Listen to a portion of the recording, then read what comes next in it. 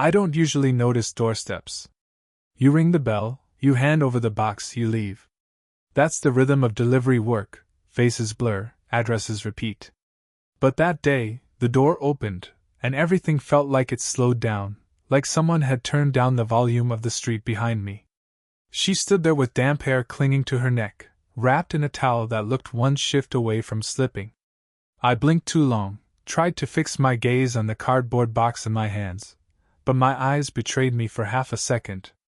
Not at her body, though I'd be lying if I said I wasn't aware of it, but at the way she looked at me.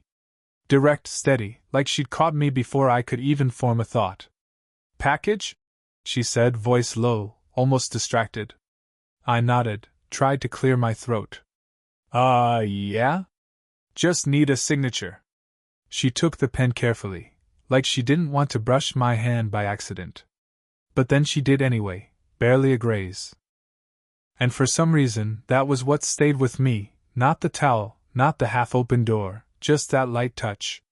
Later that afternoon, I found myself at the same coffee shop I always ducked into between shifts. A small place, half the tables uneven, the walls smelling faintly of roasted beans and old wood. I ordered my usual, black coffee, nothing added. The barista didn't even ask anymore, she just nodded when she saw me. I sat by the window, phone in my hand, staring at the unsent text I'd typed to a girl I'd been seeing months back. Something about catching up. I never sent it. Just scrolled, deleted, typed again. That was my routine, typing things I didn't have the courage to let out. But my mind wasn't on the phone that day. It was stuck on the way the woman, her, had looked past me after signing, as if she wanted to say something more but thought better of it. That hesitation felt strangely familiar. Like maybe I wasn't the only one who left things unsaid. The next day, I caught myself slowing down near her street. Not on purpose, I told myself. Just part of the route. But I noticed details I hadn't before, the uneven crack on her driveway, the faded welcome mat, the sound of wind chimes on her porch. Ordinary things, but they held weight now, like they belonged to a story I hadn't been told yet. When she opened the door this time, fully dressed in jeans and a sweater, she laughed softly. "You again." I felt my mouth tilt into a smile I hadn't planned. "Yeah. They keep sending me away." She signed quickly, but didn't step back right away. She looked at me for a moment, like she was measuring something. "You always drink black coffee?" she asked suddenly. It caught me off guard. I nodded. "Most days. Easier that way." She half smiled, the kind of smile that doesn't quite reach the eyes but still lingers. "Bitter," she said, handing the pen back. "Figures." I wanted to ask what she meant, but I didn't. I just tucked the clipboard under my arm, gave a small nod, and walked off. That night, sitting in my car with the dashboard light dim, I saw a new text buzz in. A number I didn't recognize. "Next time, don't rush off." I stared at it for a long while, thumb hovering over the screen, heart pacing faster than it had any right to. And for once, I didn't delete what I wanted to say. The next delivery felt different. Maybe because of the text she'd sent. Maybe because I hadn't stopped replaying it in my head. Whatever the reason, when I saw her name on the clipboard again, my pulse quickened in a way that didn't feel professional. She opened the door slower this time, already dressed, hair pulled back, the faint scent of tea drifting out from behind her. "You didn't rush off," she said softly, with a look that was part tease, part test. I lifted the package a little, like an excuse. "Didn't think I should." She stepped aside. "Come in." Just for a minute. Her living room was ordinary in a comforting way, stacked books, a folded blanket on the couch, a half-finished puzzle on the coffee table. Not staged for anyone else's eyes. She poured tea without asking if I wanted some. The steam curled between us as I sat across from her. For a while either of us spoke, just the sound of spoons against ceramic. Finally she said, "You remind me of someone. My son's friend years ago. Always hanging around our house. He used to drink black coffee too." She smiled faintly, then looked down at her cup. "Funny what sticks." Something in her voice carried weight, a shadow of something unsaid. I hesitated, then offered. I used to hang around my best friend's mom's kitchen, pretending I wanted snacks when really I just didn't want to go home. Her eyes flicked up at me, sharper now, softer too. Parents fighting? I nodded. Yeah. You hear more from the hallway than you should. She looked at me a little too long then, and I felt exposed, like I'd said more than I should have. But she didn't pry. She just set her cup down and folded her hands in her lap, quiet but present. The silence stretched. My mind started filling it with things I wouldn't say, how close we were sitting, how her sweater sleeve brushed against the table, how her gaze made me feel like she actually heard me, not just the words but the space between them. And then came the doubts, loud in my head. She's older. She's your mom's friend. She'll laugh if you cross the line. This isn't how real life works. But the warmth of the tea, the way she kept her body angled toward me instead of away, it made those doubts flicker, not disappear. She reached for the sugar jar, and her hand brushed mine, deliberate or not, I couldn't tell. My pulse jumped. You don't sweeten it either? She asked, eyes lingering just a beat longer than necessary. I shook my head. Guess I like things plain. Her lips curved, almost sad. Or honest. The room seemed to tighten at that word. I didn't answer. Just looked down at the table, then back at her, catching her watching me before she looked away. Later, as I stood to leave, she touched my sleeve, barely a touch, but enough. Next time, she murmured, almost to herself. You can stay a little longer. I don't know why that moment stayed with me. Maybe because it felt like someone finally saw me. It was raining the next time I saw her. Not heavy, just the kind of steady drizzle that makes the air smell like wet earth. She opened the door quickly, ushering me in before the package got damp. You'll catch cold, she said, shaking her head like it was obvious. A towel landed in my hands before I could answer. I wiped my hair, awkward, standing there in her hallway while she disappeared into the kitchen. Something about being in her house, shoes dripping onto her mat, felt too intimate already. She came back with 2 mugs of tea. Sit, she said simply, and I did. The silence stretched again, broken only by the faint patter on the windows. Her sweater sleeves were pushed up, wrists bare, hands warm around her cup. I couldn't stop noticing small things. Her hair damp near the temples, the crease at the corner of her mouth when she frowned in thought. You always look like you're about to say something, she said suddenly. I laughed, short, nervous. And never do? She tilted her head. Something like that. I wanted to tell her she wasn't wrong. That half my thoughts felt stuck in my throat. But instead I just shrugged, fingers tracing the rim of the mug. Then came the sound, footsteps on the porch. My chest tightened. But it was only her neighbor, calling something through the door, asking if she had an umbrella to lend. She stood, went to answer, exchanged a few words. When she came back, I noticed her shift, lighter, more distant. Like a reminder had passed between us. This wasn't private, wasn't safe. You shouldn't linger, she murmured. Not unkind. Almost apologetic. I nodded but didn't move. My body resisted what my brain told me. People might say things, she added, voice barely above the rain. Her words pressed heavier than they should have. People. Rumors. The quiet disapproval we both already felt edging closer. I don't care what they say. I started, then stopped myself. Too much. Too obvious.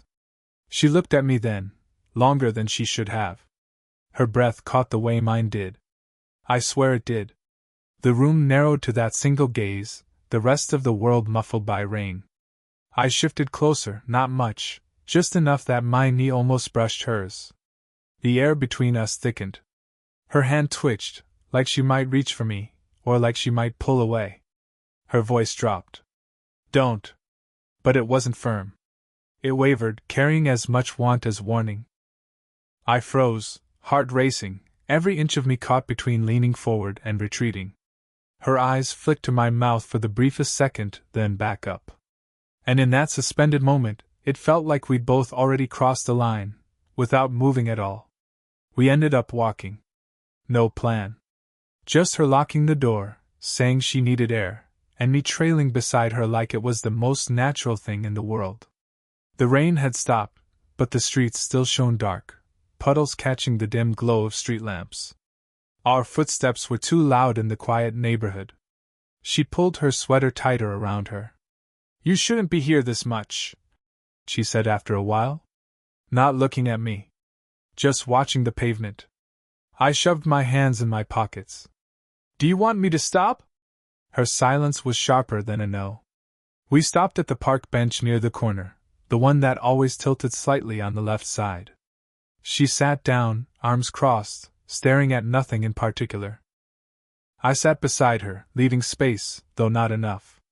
After a long pause, she exhaled. "You don't get it. People look at me and see someone who should know better. Someone with responsibilities, with lines I shouldn't cross." I glanced at her.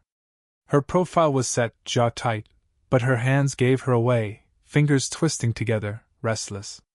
"I don't care what people see," I said, voice low. "You should." Her laugh was thin, almost bitter. "Because I do." The words sat between us, heavier than the damp night air.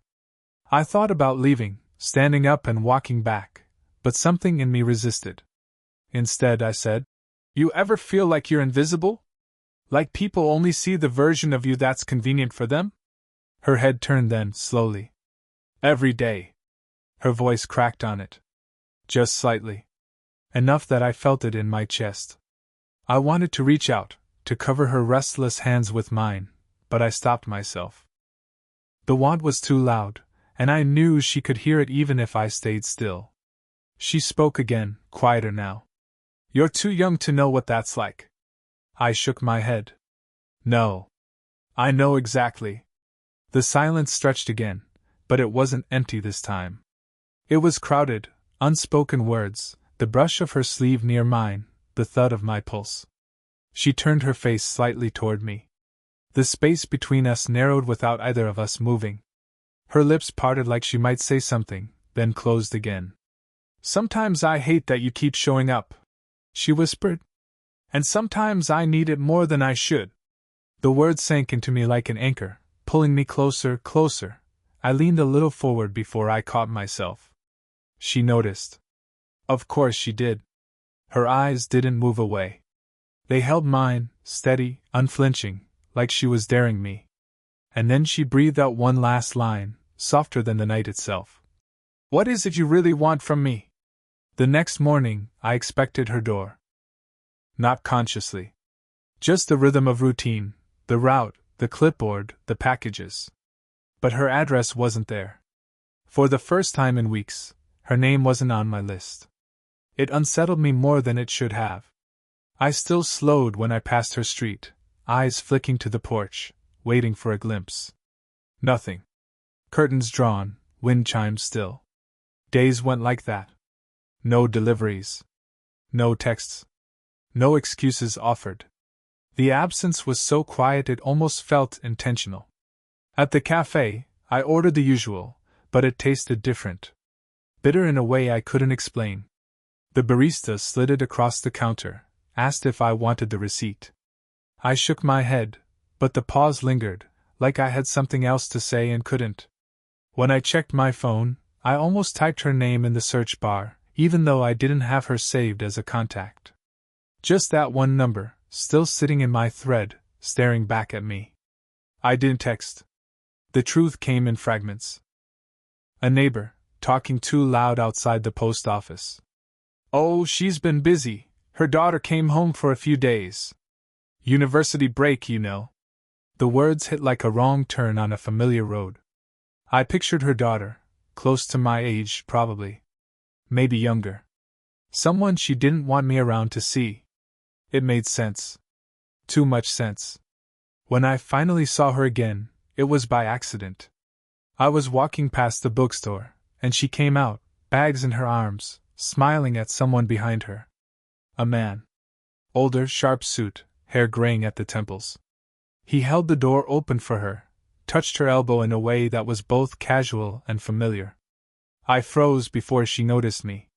Watched the way her face softened when she laughed at something he said. And just like that, all the little moments I'd stored away felt unstable, like maybe I'd read them wrong. Maybe I'd been filling in blanks she never meant to leave open. That night, I sat in my car, phone glowing in the dark. I typed out a message. Did I do something? Deleted it. Do you want me to stop coming by? Deleted it. I deleted. The screen went black. My reflection stared back at me, tired, unsettled. I didn't feel heartbroken. I felt paused. Like life forgot to finish the sentence. The next day, when I passed her house, I didn't slow down. I kept walking, my footsteps steady, as if nothing had ever started there at all. But the silence clung anyway.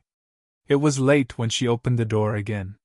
Not dressed up, not guarded, just a worn sweater, hair loose, eyes a little tired. She looked at me like she'd debated whether or not to answer at all. You shouldn't be here, she said quietly. I know. I didn't move. Neither did she. The porch light buzzed faintly above us, moss circling. The kind of night where words felt heavier than usual. Finally, she stepped back. Come in. The kitchen smelled faintly of chamomile. A single mug sat on the counter, half finished, the bag still floating inside. I leaned against the frame, hands buried in my jacket pockets. She busied herself with the mug, though it didn't need anything. You've been gone, I said. My voice sounded smaller than I meant. She didn't turn. My daughter was here. And she hesitated. Other things. I waited, but she didn't explain further. It's fine, I said, though it wasn't. She finally looked at me. No, it isn't. There it was, something breaking open. She gripped the edge of the counter, knuckles pale. You think this is simple? That you just show up and it's real. But it isn't simple for me. It costs me more than you can imagine. I swallowed, pulse quickening. Then why keep letting me in? Her jaw tightened, but her eyes betrayed her, wet, sharp, aching. Because I don't want to stop. The silence after that cut through everything. I felt it settle in my chest, heavy, undeniable. I stepped closer. Slowly, carefully, until I was only a breath away. She didn't move back. Her hands trembled faintly against the counter, but she held her ground. I don't want to ruin anything for you, I said. You already have. Her voice broke, then steadied. And maybe I wanted you to. We stood there, every unsaid word pressing between us. I thought about the weeks of hesitation, the text unsent, the coffee gone cold on empty tables. How much had lived in silence. I wanted to reach for her. To close the gap and make it certain. But I didn't. Instead, she moved first. Just her hand, fingers brushing my sleeve, a touch so slight it could have been an accident. But it wasn't. I exhaled, shaky. So what now? Her lips curved faintly, not a smile, but something close. Something tired and alive at once. We don't decide tonight, she said. Tonight we just are. Her hand lingered. Not a kiss. Not a declaration. Just skin against skin, warm and fragile. I nodded. Okay. It wasn't closure. It wasn't certainty. But in that quiet kitchen, it felt like enough. Time didn't move in leaps, it passed in steady, ordinary ways. Packages delivered, mornings blurred with black coffee, her porch light always buzzing at 8:47 a.m. That was the rhythm now. Not every day. Not always easy.